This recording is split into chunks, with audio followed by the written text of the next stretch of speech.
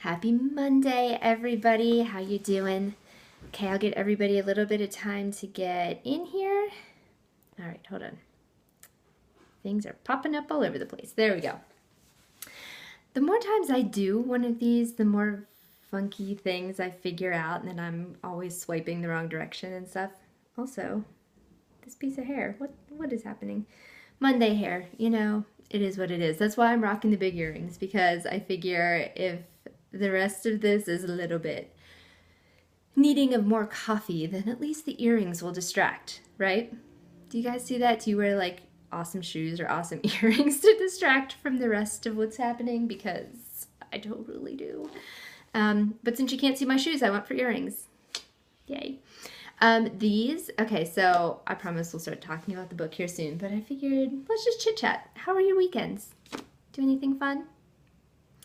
We went to, thank you, friend. They're from Noonday. These are the Tide Pool earrings, and I will tell you that I love them, but they're a little on the heavy side. So these are going to be earrings that I wear and then immediately take off as soon as I don't need them in.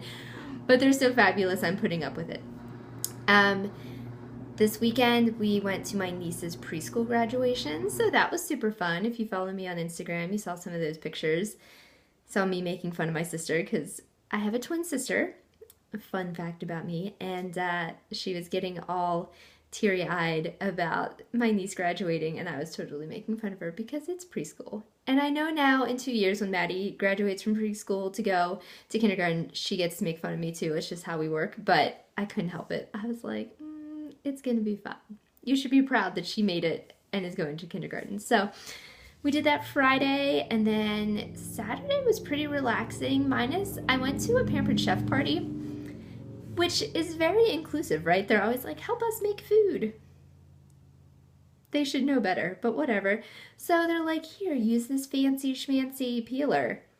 We don't have fancy anything. Okay, that's not true. I don't use any of the fancy things in our kitchen, so I'm rocking a Band-Aid because guess who totally sliced her finger up using the Pampered Chef stuff?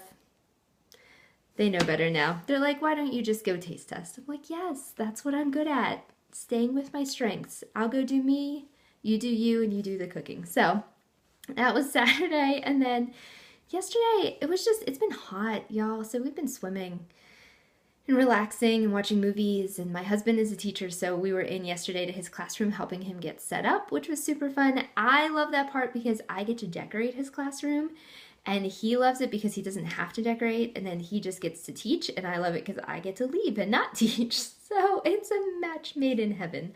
So that was super fun this weekend.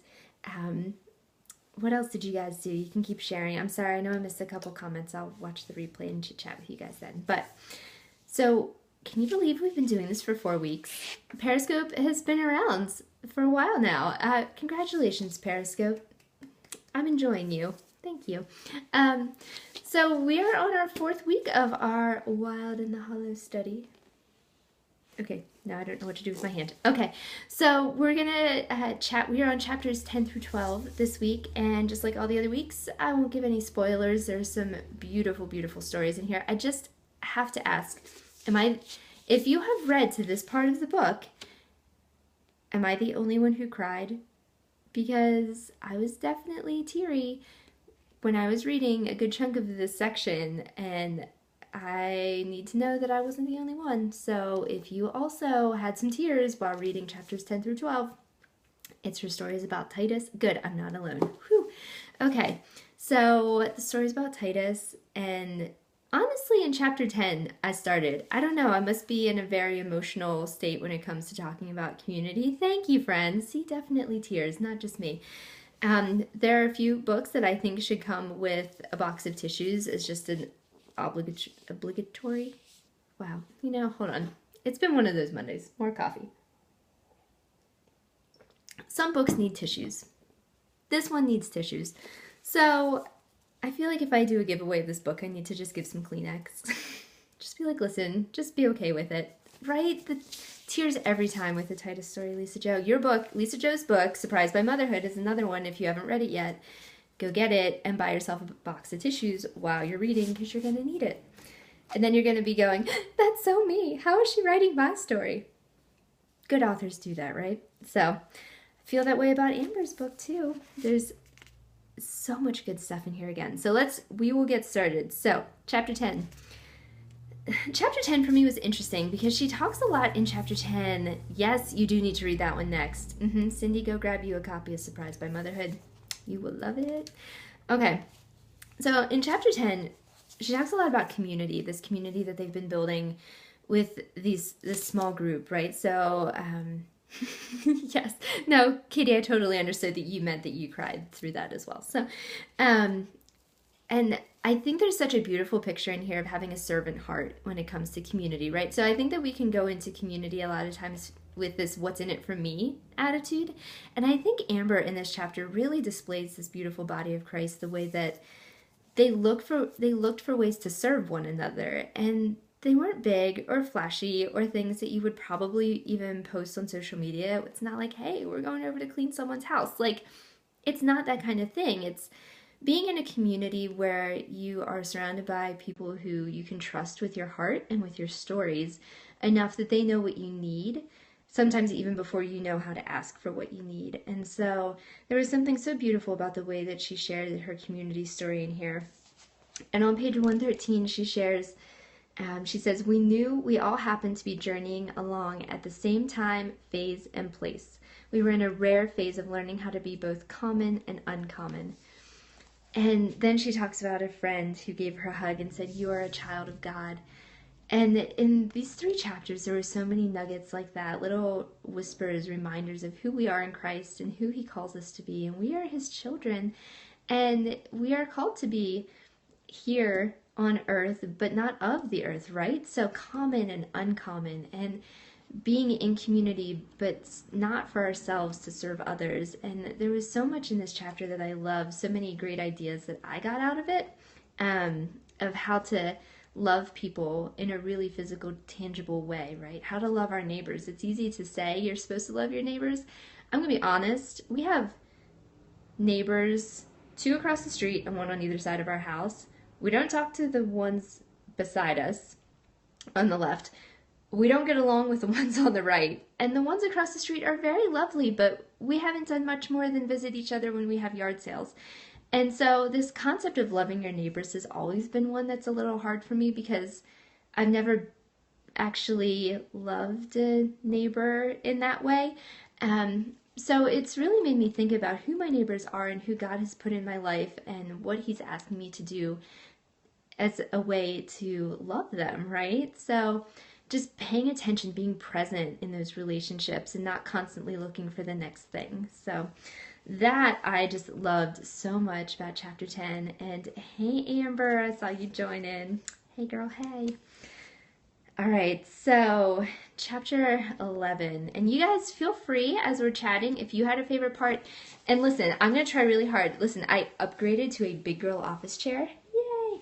But it spins, and so I'm trying so hard not to just like wiggle back and forth the whole time I'm talking, because that is some annoying video stuff. So I'm trying to sit very still and not make you guys car sick while you watch me.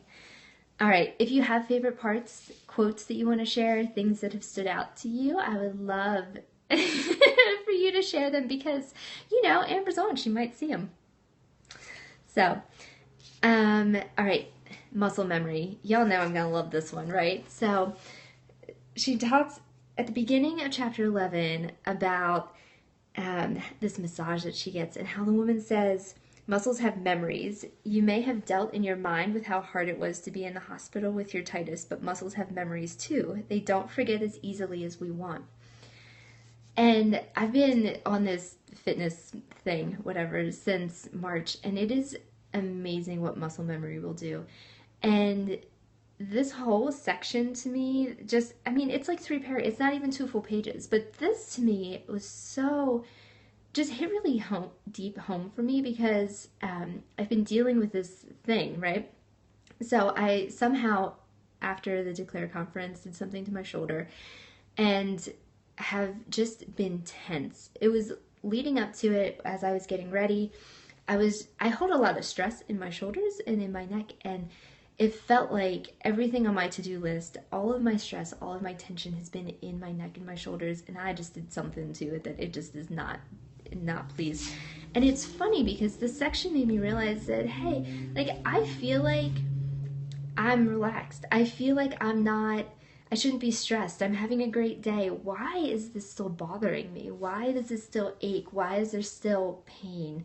And this section made me stop. I mean, as much as any of the other sections in this book do, but really think, what is it that my muscles are holding onto that I just want to push past and not actually work through, right? Because the process of working through some muscle pain, that massage, that like digging deep to find that, place where everything just releases and lets go, it hurts. It is not easy. And I mean, in just 4 or 5 paragraphs here, she had me thinking, all right, what is it that I'm not letting go of? What am I holding on to that my muscles are saying, no, you haven't moved on from that yet? Like, you're just thinking that you have because you don't want to actually deal with it, right? So, yes, and it's slow.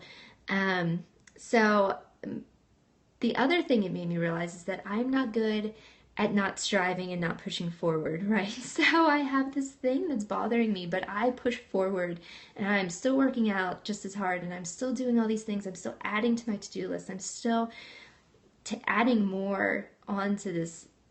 Like, I feel like everything just needs to be up here, right? Like, but I just can't relax the whole way. And it's because I'm still not just resting. I haven't gotten to that place where I can just let it go and just recover. And I mean, come on, that's like not even the first 2 pages of this chapter, people. So it's some good stuff right there. That is some good stuff. So I don't know what you're holding on to today as you start your Monday, what your muscles are trying to tell you need to let go of, but girl, I'm with you. And yes, in rest you will find your strength. That is beautiful. That is a good word. So let's just find some time today and rest, right? Let's let it be slow and let's take our time and be healed fully, right? So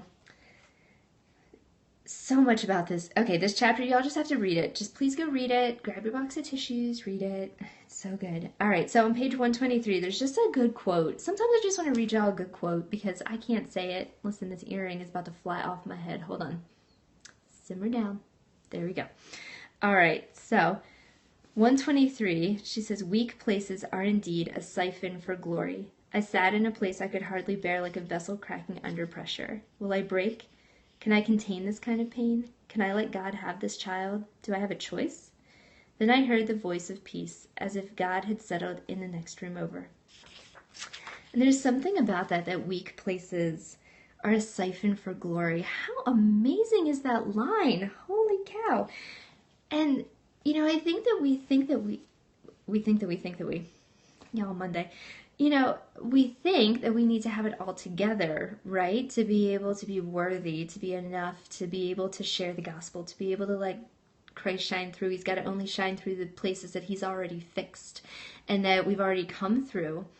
But sometimes those places where God shines are the most broken.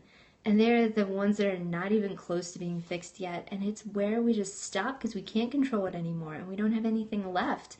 And that's where God, and that's where his glory can shine through and really make a difference in our own lives and in the people we meet, because everybody around me being fine does nothing for me. That doesn't make me push myself to a new level with my relationship with Christ. That doesn't make me want to be any different than I am. It just adds guilt and it adds stress and it adds a whole bunch of not enoughs to my list. But when people are not fine and they talk to me about their broken places and they can share that, there's just something so beautiful about that brokenness, isn't there? So, I mean, listen, I can't say it any better than weak places are a siphon for glory. So, y'all, Amber, round of applause for a good line there, girl. All right, so we're going to keep moving along here. How you guys doing? You're tracking? You good? I'm not just talking to myself? Let me know. All right, so let's see. I think I just lost my place. Hold on. Okay, 137. Okay, I'm going to read a really long section because it's so good. So good. All right, so 137. This is chapter 12, I believe. Where are we? Yes, chapter 12. Okay, so 137. This is just, I'm going to read you a good quote and a good word, and then we're going to talk about joy. So here we go. Here's your good quote. I had refused to be broken, but all along I had walked around in pieces. Can we just pause and give that just, yes, amen. I didn't want to be alone, but all along I had cut off the people who loved me most. Been there. Hi. Like a child mad at being told to wait, I didn't want to ask anything more from God, not a single thing. I always treat the church how I believe the Father treats me. Cutting off communion with him meant cutting off from his people. She is telling my community story right here in these 2 paragraphs. Instead of reaching out as a hurting part of the whole body, I turned inward. I shopped and craved, desired and bought in. I was buying a kingdom brick by brick, and at the top I would see clearly my tower built by endless imaginations of a complete, beautiful, and answered life. I was so overcome with wanting because I wasn't living as my whole self. How I was made to reach out, how I was made to feel deeply and to be loved. Yes, turning inward versus connecting outward. And I don't know, do you guys think this is, it's not an introvert-extrovert thing, I don't think, but I relate to it as an introvert because I tend to turn inward easily. It's kind of my default when things start to go wrong. It's a little bit type A and a little bit introvert where I'm like, yes, like group projects have failed me again. I will do this on my own and it'll be fine and I'll just deal with it myself and I'll be in full control of it and it will all be fine. And I've applied this group project mentality to community. And I've shared before parts of my story, but I immediately shut off if I think things are not going to work out in my way. If I think I'm going to fail, if I think I'm going to be embarrassed, if I think that I'm going to be challenged too much or it might not look good for me. It's been something God has been working on me for more than 10 years, this inward turning that I do. And she was buying a kingdom brick by brick. Isn't that what we do? We turn to other stuff, right? We say, all right, we don't need community. We don't need others. We don't need to do anything outward. We're going to focus inward. We can do this. We can control it. We can build it. We can make it work. We can fill all those desires of our hearts with all these other things that are perfectly good. They're perfectly fine on their own, but when they start to become an altar, right? They become these things that we start putting all of our worth and our value into, and that's where I get tricked into thinking that it's the right thing. And before I know it, I've built myself into not a beautiful brick by brick castle, right? But this prison where I'm more trapped than I ever was before, and I'm less free than I would have been had I just turned to community and let people into my life and let God into my life to do the work that he wanted to do. So isn't that that is a good quote. Okay, so I'm going to read you a good word now. And I saw somebody post about being a perfectionist. Yeah, I don't know if I'm even a recovering one. Authentic community is hard to cultivate, especially when there's been hurt or disappointment. Yes, it's hard to figure out how to trust again after that. And it's hard to feel like you have anything to give sometimes in those really hard moments and in those seasons where you feel like you just need a lot from community. I like to be needed, but I don't like to need other people. And so I tend to really turn inward in those situations, especially because I don't want to be a burden to anybody else. And so I just figure that I can do it on my own. And that is not how we are created. We are created for relationship. Even at church yesterday, our message was about how God has created us for relationship with him. And that requires constant communication, and he wants this ongoing conversation with us. It's why he has given us his word, right? God gives us his word. In the Bible, he gives us scripture. He tells us his story, and then he sends us these letters to tell us, how much he cares for us and what he calls us and how we are to be known by him. Because he wants to be in that relationship with us. He's not saying, hey, you're supposed to go do it all on your own. And you're not supposed to, just feel like, all right, well, good enough is good enough. He's saying, yeah, it's not, but I'm going to fill in the rest, and there's grace for that. So, anyway, there's a good word in here. It's one sentence, and it'll preach a heck of a lot more than what I could. So, if you're following along in your book, on 141, this is her word she receives from Esther, and I think it is a very important word to share with all of you. Because I don't know where you are on your Monday, but I think we all need to hear this, right? Do not forget that the Spirit of God indwells in you. You are not alone in this. You are not doing any of this by yourself, invisible, unseen, or unknown. The Spirit of God indwells in you, and He will give you the strength and the gifts and everything you need to equip you to do the task He has set before you. Okay? So whatever your Monday looks like today, know that the Spirit of God indwells in you. And I'm not going to say anything else about that because it's just a good word. All right, and I was going to chat a little bit about 143. She talks about sorrow and joy. Because, listen, this is just so good. And I don't even know what I want to say about this, but I just want to read it because it's beautiful. And I hope that these are little nuggets. If you don't have the book and you're just following along, you're like, that's a really good quote, go buy the book. Because I promise you, I'm only pulling out tiny little bits of it. And there's so much more. And it is so beautiful and has so much depth and richness. You need to get this book. Sales pitch done. I will now just read the quote. Okay. Sorrow is the very place that hope and joy intermingle, because without sorrow there's no whisper of hope. Joy is the sustainer, the strength in weakness, and hope is what calls us forward toward our healing. In this world we will have trouble, but our great peacemaker walks in the sorrow with us, and He is our joy. He is our peace, He is our hope. Sorrow does not overcome. That was such a word of encouragement for me this morning, because I think that it's easy whenever we get in those seasons where it feels like maybe there isn't joy, to forget that joy overcomes, not sorrow. Sorrow doesn't win. We know the end of the story, right? We know what wins, and it's hope, and it is joy. Yeah, so good, right?